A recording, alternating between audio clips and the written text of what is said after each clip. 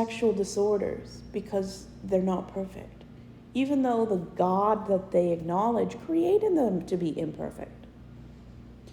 People are so afraid of being different or being themselves that they create a completely different person to show in public. We call it wearing a mask.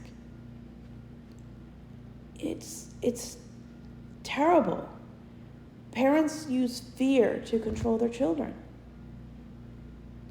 I never had a close relationship with my parents. I was afraid of them.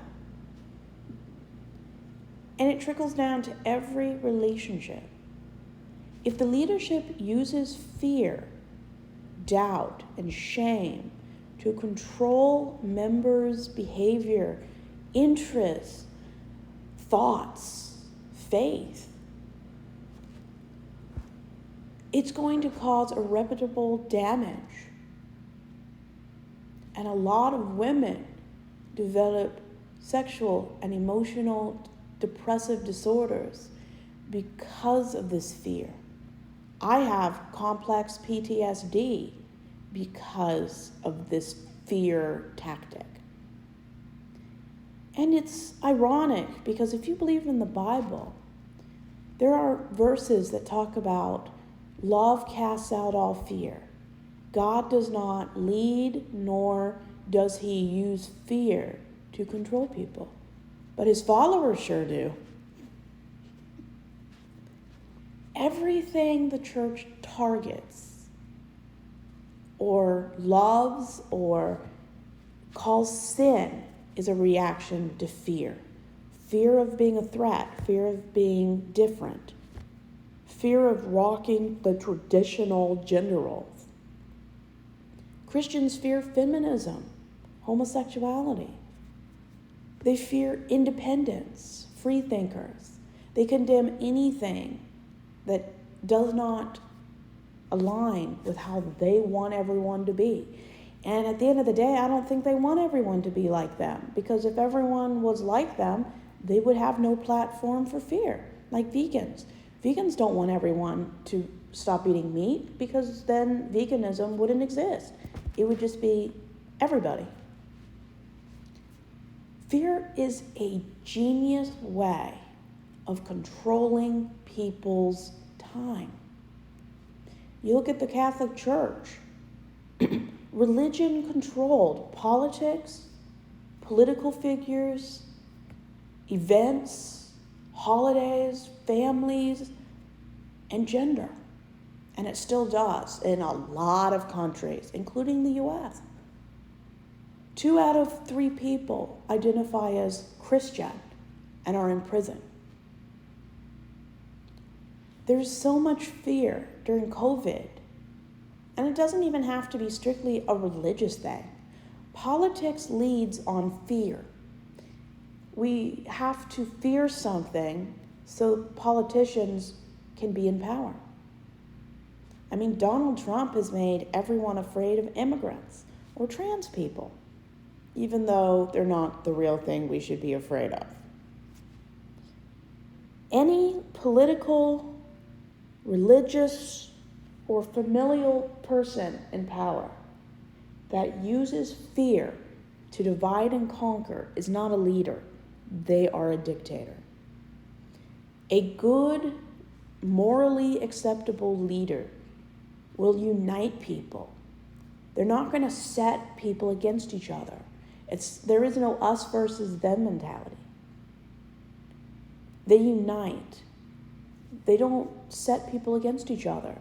They unite, they move forward, and they conquer through unity, not disunity. Politics is run on fear. Religion runs on fear. That's why Christians, they are truly afraid of agnostic and atheist people. People who don't believe the way they do are a threat. That's why racism still exists. Racism is the fear of other people gaining equality. Religion doesn't want people to be equal, because then there's no privilege for people to misuse. Religion thrives on fear. You listen to any sermon about the Bible, it is about fear. How many times did God use fear to get his people, the Jews, to turn away from whatever they wanted to do? God threatened to kill or allow other countries to enslave and abuse them. Religion is never not run on fear. And people who say otherwise are incredibly naive. Everything Christians do is because of fear. Forgiveness is run on fear. If you don't forgive, you're not forgiven. So in order to get, you must give. And fear is a terrible way to live. You cannot live in fear. People who live in fear are easy to manipulate. They're easy to control. When you realize there's no reason to be afraid, but there's many reasons to detect bad people, you realize you're not able to be controlled. And churches keep people afraid. They create the us versus them mentality, and it's brilliant. Christians love to say we're being persecuted by people, when in actual reality, Christians are one of the groups that has the fewest amounts or fewest cases of abuse, misconduct, and persecution in the world. Atheists are more persecuted than Christians will ever be. Gay people, anyone who isn't heterosexual, face more persecution than Christians have ever received. Very few people in the world are killed for being Christian, but millions of people are killed for being queer, for being a woman. And fear